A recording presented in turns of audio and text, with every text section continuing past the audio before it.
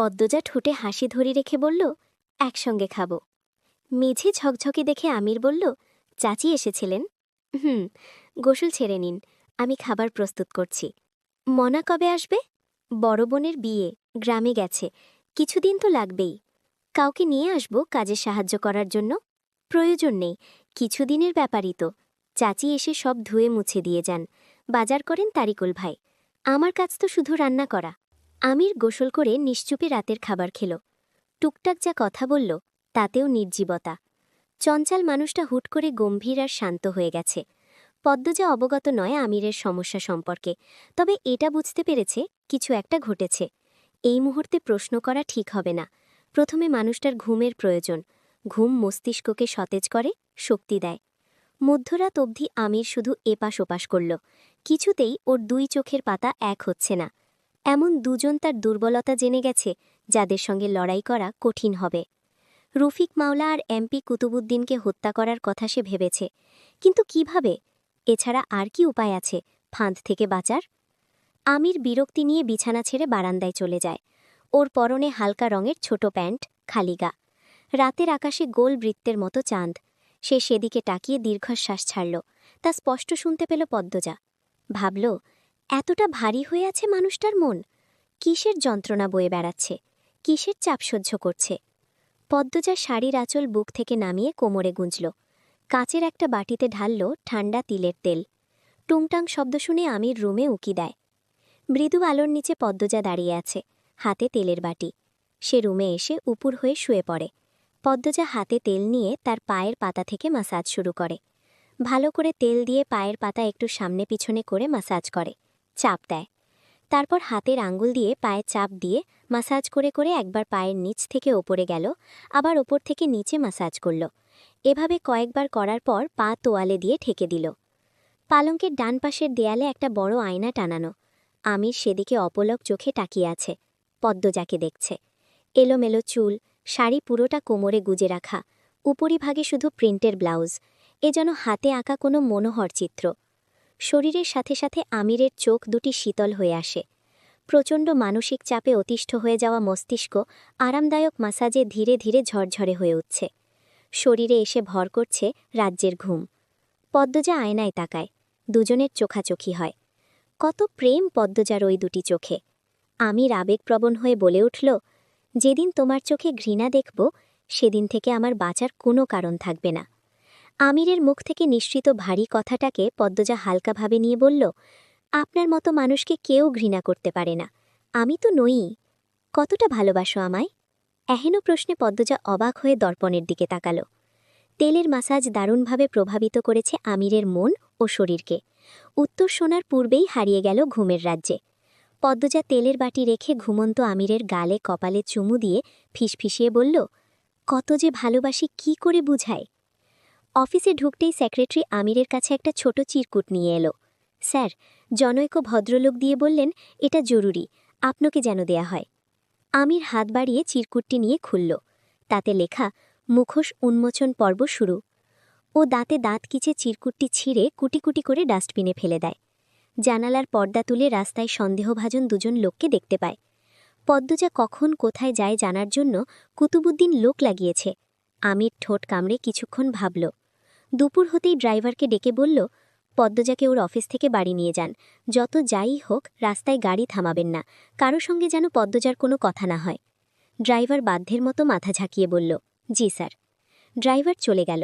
সে telephone করে সেক্রেটারিকে বলল, সাদিক, সুরুজ এবং কবিরকে পাঠাতে। তারা অফিস রুমে ঢুকেই পাশাপাশি সোজা হয়ে দাঁড়ায়। আমির প্রথমে সাদিককে বলল, কুতুবুদ্দিন আর রফিক মাওলাকে অনুসরণ করতে হবে। ওদের প্রতিদিনকার তথ্য চাই, কখন কোথায় যাচ্ছে, কার সাথে কথা বলছে, পরিবারে কি চলছে, পরিবারের সব সদস্যদের সম্পর্কেও যাবতীয় তথ্য সব জানতে চাই। সুরুজকে বলল, মজ্জা কলোনিতে শুকতারা নামে যে বাড়িটা আছে সেখানে পুরনো কিছু আসবাবপত্র গুছিয়ে রেখে আসবে। বুকশেলফে কিছু পুরনো বই রাখবে। পদ্মজার সামনে এরকম আচরণ করবে যাতে ও বুঝে বাড়িটি তোমার পৈতৃক বাড়ি। কবিরকে বলল, মজ্জা কলোনির চারপাশে তোমার লোকদের রাখবে, চারপাশের সব কিছু সর্বক্ষণ পর্যবেক্ষণ করার জন্য। আগামীকাল থেকে পদ্মজাকে নিয়ে আমি মুজ্জা কলোনিতে থাকব। শুকতারাকে প্রতিটি মুহূর্তে দূর থেকে পাহারা দিতে হবে। ওরা তিনজন আমিরকে আশ্বস্ত করে বেরিয়ে যায়। উত্তেজনায় আমিরের কপালের রগগুলো ধপধপ করছে। পদ্মজাকে কখনো কিছু জানতে দেবে না সে, কক্ষনো না। বাড়ি ফিরে দেখে তারিকুল গেটের পাশে অজ্ঞান হয়ে পড়ে আছে, মাথা থেকে রক্ত আসছে। সে ড্রাইভারকে নিয়ে দ্রুত গাড়ির থেকে নামল, উৎকণ্ঠা নিয়ে তারিকুলকে ডাকল। তারিকুল ভাই, শুনছেন? তারিকুল ভাই। ড্রাইভার তারিকুলের গালে থাপ্পড় দিয়েও যখন সাড়া পেল না, বলল, পানি লাগবে ম্যাডাম। পানি আনার জন্য বাড়ির ভেতর ঢোকে আতকে যায় পদ্মজা। মেঝেতে ছড়িয়ে আছে কাঁচের অসংখ্য টুকরো। চেয়ার, টেবিল, সোফা, আলমারি, সব জিনিসপত্র এলোমেলো হয়ে আছে। কেউ তার গুছানো সংসারকে তছনছ করে ফেলেছে। পাশের দেয়ালে লাল রং দিয়ে আগন্তুক লিখে রেখেছে, মরবে। কি করেছে এসব? পদ্মজা আতঙ্কে দ্রুত আমিরের কাছে টেলিফোন করল। হ্যালো, হ্যালো, এখানে তাণ্ডব ঘটে গেছে। ওপাশ থেকে রুদ্ধশ্বাস কণ্ঠ ভেসে আসলো, কি হয়েছে? বাড়িতে কেউ হামলা করেছিল, সব জিনিসপত্র চুরমার করে ফেলেছে, আপনি দ্রুত আসুন। তুমি তুমি ঠিক আছো? পদ্মবতী, পদ্মবতী। আমির হন্তদন্ত হয়ে অফিস থেকে বের হয়, গাড়ি নিয়ে রওনা দেয় বাড়ির উদ্দেশ্যে। বাড়ি ফিরে চারপাশের অবস্থা দেখে হতভম্ব হয়ে যায়। হামলাকারীদের উদ্দেশ্যে চিৎকার চেঁচামেচি করে, পুলিশকে কল করে। তারিকুলের অবস্থা বেগতিক, রক্তপাত হচ্ছে। তাকে দ্রুত হাসপাতালে পাঠানো হয়। ইন্সপেক্টর শাহিন মাহফুজকে আসতে দেখে পদ্মজাকে আড়ালে যেতে বলে আমির। পদ্মজা পর্দার আড়াল থেকে শোনে তাদের কথোপকথন। ইন্সপেক্টর প্রশ্ন করলেন, আপনি কাকে সন্দেহ করছেন? আমি জানি না, আমার সন্দেহ করার মতো কেউ নেই, নির্ভেজাল মানুষ আমি। গত কয়দিনের সন্দেহভাজন কিছু ঘটেছে? আমিরকে দ্বিধান্বিত হতে দেখা গেল। বলল, গতকাল আমার কাছে একটা হুমকি এসেছিল, আমি যদি নিটওয়্যারের চুক্তিপত্রটি বাতিল না করি, আমার স্ত্রীকে হত্যা করা হবে। কিসের মাধ্যমে হুমকি এসেছিল? একটা চিরকুটে লেখা ছিল। পদ্মজা অবাক হয়ে যায়। আমিরের দুশ্চিন্তার কারণ তবে এই ছিল। ইন্সপেক্টর ভেবে বললেন, শুনেছি সম্প্রতি আপনি কুয়েত থেকে ফিরেছেন, সেখানে ব্যতিক্রমী কিছু ঘটেছিল, বা ফেরার পর অফিসে কোনো সমস্যা হয়েছে? অফিসে হয়নি, তবে কুয়েতে আলী আকবর নামে এক ব্যবসায়ীর নিটওয়্যারের একটা অর্ডার পাওয়ার কথা হয়, কিন্তু কর্তৃপক্ষ শেষ অবধি অর্ডারটি আমাকে দেননি। বাকি সব সাধারণ ঘটনা ছিল। হয়তো উনি ক্ষোভের বশে আপনার ক্ষতি করতে চাচ্ছেন। আপাত দৃষ্টিতে নিটওয়্যারের চুক্তিপত্র বাতিলের সঙ্গে একমাত্র ওনারই ফায়দা আছে।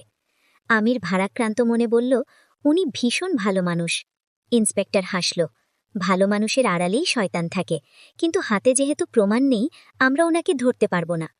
আমির অনুরোধ করে বলল, আমার স্ত্রী বাড়িতে একা থাকে, ভাগ্যিস আজ বাড়িতে ছিল না, নয়তো কি হতো?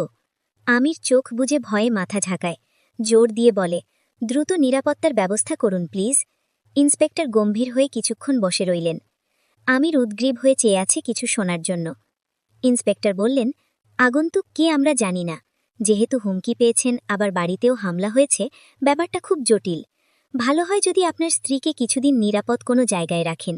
ততদিনে আমরা আলী আকবর সম্পর্কে প্রমাণ বের করে তাকে অ্যারেস্ট করার ব্যবস্থা করব। আমির চোখ মুখে বিস্ময় ফুটিয়ে বলল, কি বলছেন? বাড়ি ছাড়তে হবে কেন? আপনি বাড়ির বাইরে পুলিশের পাহারা রাখলেই তো পারেন। দেখুন, আলী আকবরই যে খুনের চেষ্টা করছে সেটা তো নিশ্চিত না। এমনও হতে পারে আপনার কোনো আত্মীয় বা চেনা কেউ এই কাজ করেছে। আপনারা যদি এখানে থাকেন, তাহলে আত্মীয়রা আসবেই, আটকাতে পারবেন না। কখন কি ঘটে বলা যায় না। আমাদের নিরাপত্তার ব্যবস্থা করতে সমস্যা নেই, আমি শুধু একটা উত্তম উপায় জানালাম। আগন্তুক ধরা না পড়া অবধি আপনি আপনার স্ত্রীকে সবার থেকে আড়ালে রাখুন। শুধু যে আপনার স্ত্রীর প্রাণের হুমকি তা নয়, আপনারও আছে। পদ্মজা আর নিজেকে আটকাতে পারল না, পর্দার আড়াল থেকে বলল, দুঃখিত মাঝে কথা বলার জন্য।